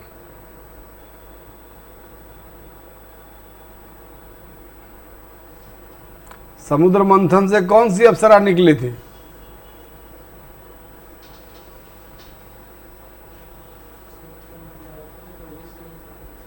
विष निकला था, केवल 14 चीजें निकली थी। अप्सरा कौन से निकली थी? मोहिनी। मोहिनी तो रूप लिए थे, विष्णु जी का रूप है मोहिनी।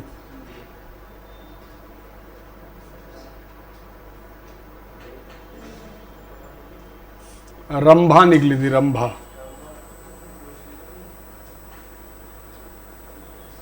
रंभा, मेनका, शत्रुपा, ये सब अप्सराएं हैं ना स्वर्ग की।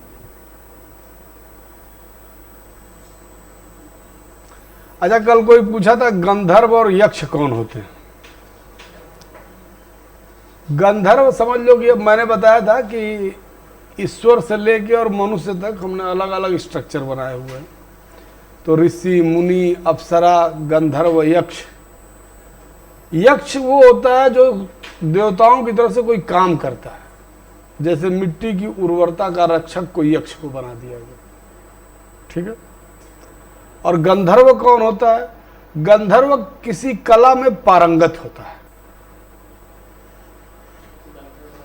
हाँ, जैसे कोई नृत्य में पारंगत है, कोई गाने में पारंगत है, कोई कुछ बजाने में पारंगत है, कोई हाँ कुछ कला हो, और ऐसी कला हो जो दैवीय स्तर तक जाए।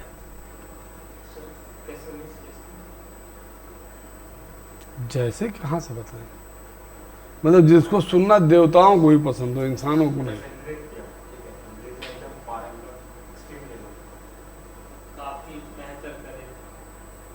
Best, good, best, better. Good, better, best. तब पहला डिग्री यही याद करता है आदमी, गुड, बेटर, बेस्ट। जिंदगी में कभी नहीं बन पाता ना, गुड ही नहीं बन पाता है। बेटर, बेस्ट तो बाद में बनेंगे।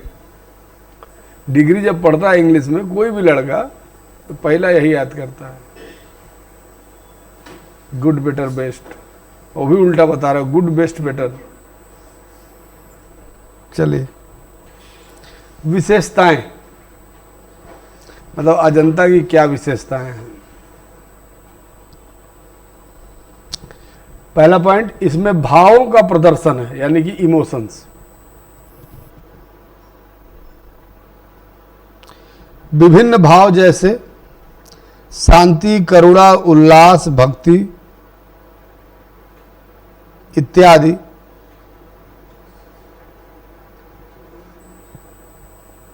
चित्रण के मूल भावना में दिखलाए गए हैं।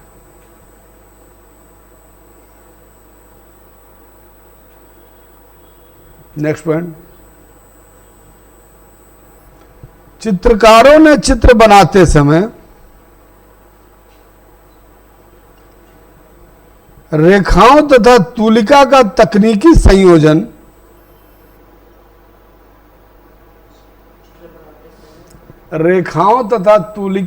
तकनीकी संयोजन काफी अच्छे से किया है। जिससे चित्र सजीव और गतिमान प्रतीत होते हैं।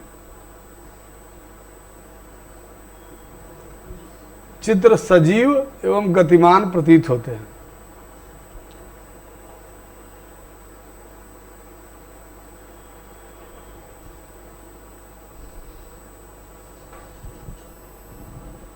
नेक्स्ट, आकृति के अनुरूप यथा स्थान पर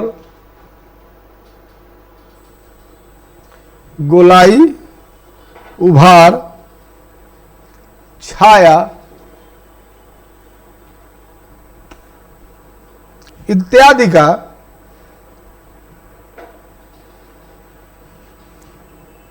सूक्ष्म चित्रण किया गया है।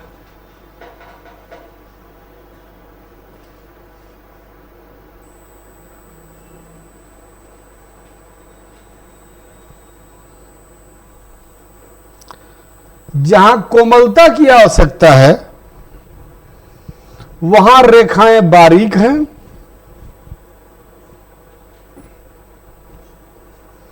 और जहां दृढ़ता की आवश्यकता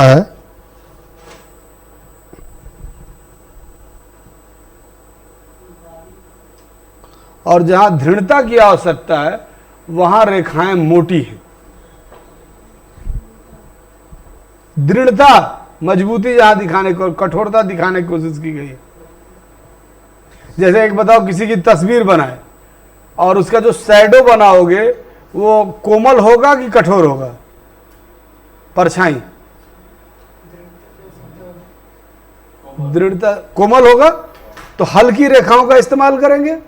और अगर जैसे मूर्ति बनी है, शंकर जी की स्टेचू बनी है और इसकी परछाई भी पीछे दिखा रहा है, तो परछाई या सनलाइट के लिए हल्के उसका इस्तेमाल किया है और मूर्ति के लिए डार्क और एकदम रिजिड कलर का इस्तेमाल किया है। तो ये इसकी दृढ़ता को दिखाता है। और पीछे लाइट है, हल्का है, तो मजबूती और खुल के आती है। क्या छूट गया बेटा? वहां मोटी लाइनों का प्रयोग दिखाया है, मोटी रेखाओं का प्रयोग दिखाया है।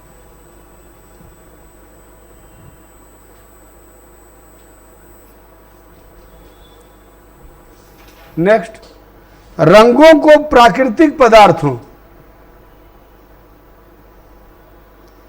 जैसे खनिज और वनस्पतियों से बनाया गया है।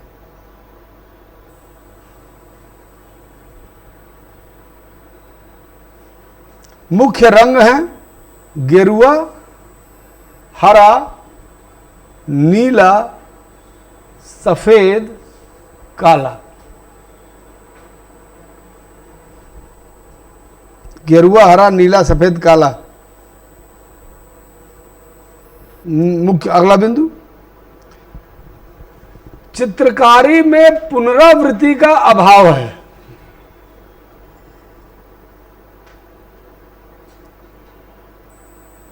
यद्यपि विषय एक जैसे हैं, पुनरावृत्ति का अभाव है। यद्यपि विषय एक जैसे हैं किंतु चित्रकारी एक जैसी नहीं है।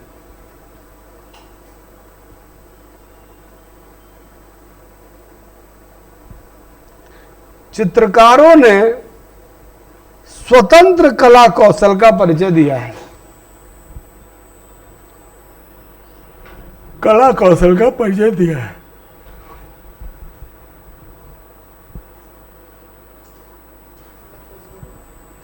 स्वतंत्र कला कौशल का परिचय दिया है। अच्छा, ये बताओ, स्कूल में तो लोग आर्ट का एग्जाम नहीं दिए हो?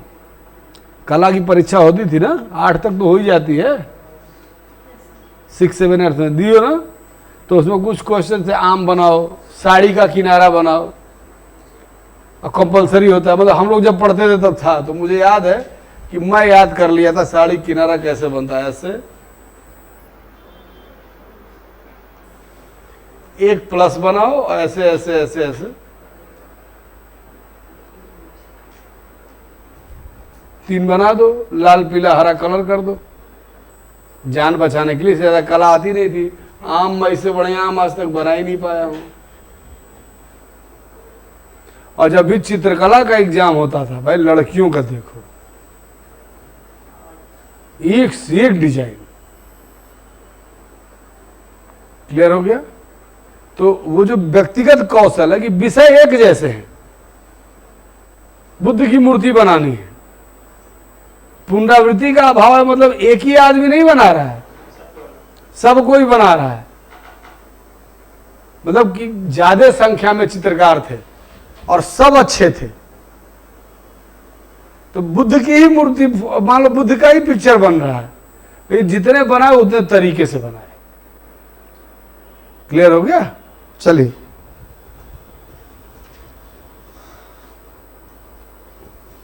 अगला, नारी चित्रण एक प्रमुख उपलब्धि है। एंशिएंट पीरियड से नारी चित्रण उपलब्धि है। नारी चित्रण एक प्रमुख उपलब्धि है। नारियों को उचित केश विन्यास,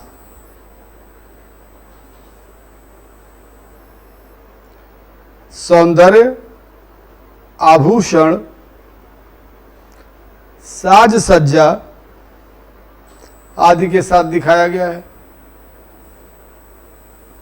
अब आज तो लड़के भी डेकोरेट होके आए हैं, कम से कम 2 तो आए ही हैं डेकोरेट होके। मैं भी सोचा था कुर्ता पजामा पहन लूं, रियली बता रहा हूं। फिर मैं कहा कोई इन्फॉर्मेशन आई नहीं, तो लग रहा पूजा है नहीं, कुछ हुआ है नहीं। मैं सुना, मैं भी था, मुझे भी बोला गया था, लेकिन कोई इन्फॉर्मेशन ही नहीं आई। लेकिन तुम लोग एकदम लग रहे हो सजे धजे, नहीं अच्छे लग रहा है। तेरा पीला वाला कुर्ता चुभ रहा है एकदम, नहीं तो और चुभेगा, रहना तो खोलो मत, पहले ना खोल दे। कौन सा, मतलब अपने दोस्त के साथ बात कर रहे हो? देखो हर कलर में ना एक क्या बोलते, फ्लोरोसेंट कलर होता है। ये जो येलो है, या येलो फ्लोरोसेंट येलो है, ये लड़कियों पे ज्यादा अच्छा लगेगा कंपेरेटिवली तो लड़के। या देखो प्लेस भी होता है, कहीं एंगेजमेंट रोड में होते, शादी वादी में होते, तो किसी यहाँ कुछ सेरेमनी में, तो वहाँ वो जचता। अब क्लास में उसमें कहीं कहीं चमक रहे हैं सितारे उसके, लेकिन अच्छा लग रहा है तुम्हारे पे। पैजामा क्यों नहीं पहने? ऐसा पर्स में कितना पैसा लेके तू घूम रहा है? पर्स रखना बड़ा जरूरी है। नहीं, ऐसा कौन सा अमाउंट तू लेके चल रहा है कि पर्स रखना सर बहुत जरूरी है? तो काम रुक जाएगा। मोबाइल की तो जेब होगी कुर्ते वाली।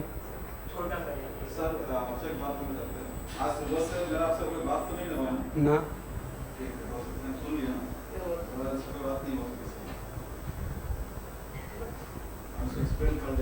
अच्छा, ये भी टोका था क्या कुर्ते के लिए?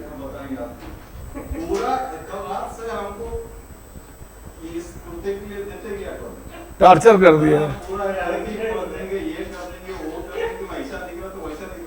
नहीं, तुम्हारा ठीक लग रहा है, उतना वो नहीं लग रहा। इसका भी अच्छा लग रहा है, उस पर मतलब कोई बैड कमेंट नहीं कर रहा हूँ मैं। देखो हो जाता है कभी कभी, जानते हो। एक बार मैं एक्चुअली कपड़े कैसे खरीदता हूँ, मैं अपना तरीका बता दे रहा हूँ।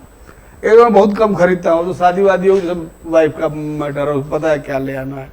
ज़्यादातर मैं लाइट कलर ही पहनता हूँ, तो एकदम डार्क पहनता हूँ, एकदम डीप रेड पहनूंगा, ब्लैक पहन लूँगा, और या फिर मेरे देख ही रहे होगे लाइट कलर ज़्यादा मैं प्रीफर करता हूँ।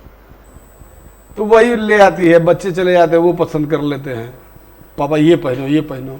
अब बच्चे टचू ठीक पसंद कर देते हैं मेरा।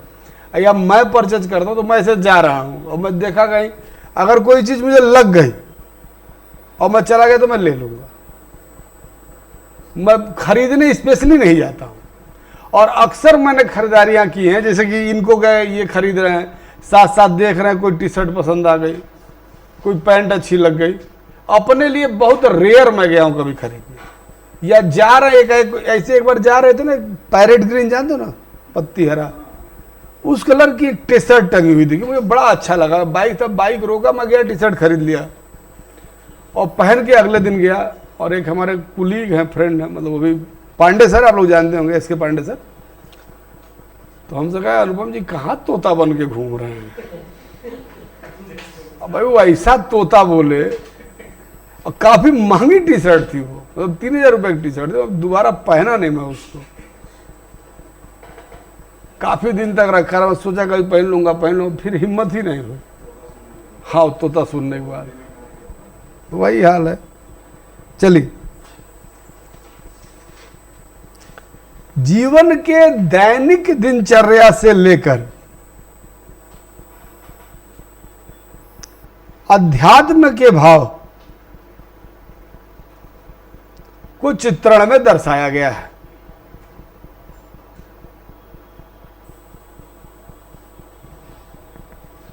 लाइन चेंज करके, ये सब तो पॉइंट में थे। अब इसको जो पैराग्राफ चेंज करके लिखा होता हूं, मतलब उसको मैं कंक्लूड कर रहा हूं, समअप कर रहा हूं। इसको आप लोग ने प्लीज आप लोग से बार बार रिक्वेस्ट करो, इसको एज इट इज दोहराइए। आप लोग पेपर ऊपर देखे नहीं है, पेपर ऊपर देखे होते तो आपको पता चलता है कि मैं किस वे में पढ़ा रहा हूं। एज इट इज क्वेश्चन आएगा, एज इट इज चिपकाइए, चले आइए, आपको ज्यादा दिमाग लगाने की जरूरत नहीं। उसी में से 2-4 पॉइंट भूल जाएंगे, आपको 100-150 वर्ड जैसा होगा उसी में आ जाएगा। तो फॉर्मेट ही वही बनाया हूं मैं। आगे लिखिए, समअप कंक्लूड करिए। भारतीय कला के मुख्य तत्व रस सिद्धांत का अजंता के चित्रकारों ने पालन किया है।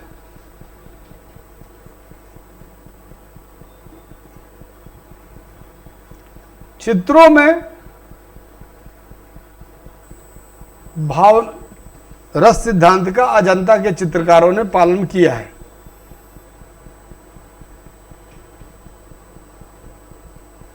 चित्रों में भावनाओं के अनुरूप रस दिखलाए गए हैं।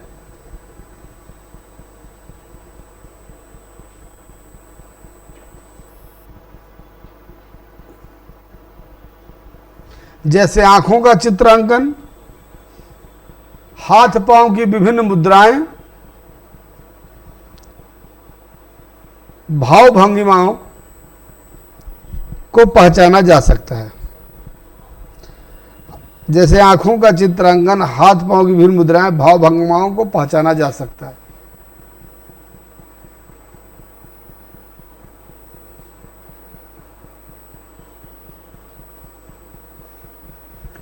अच्छा, ये सब भंगिमाएं कहाँ से ली गई हैं? ये भंगिमाएं हमारे नेचुरल लाइफ से ली गई। जैसे आदमी अत्यधिक क्रोध में होता है, क्या होता है? चेहरा लाल हो जाता है, आंखें तन जाती हैं, एकदम आवाज भारी हो जाती है, चिल्लाने लगता है। इसी चीज को चेहरे पे उकेर देना। चिड़चिड़ाया हुआ, रो रहा है तो चेहरा कैसे हो गया? तो कंपैशन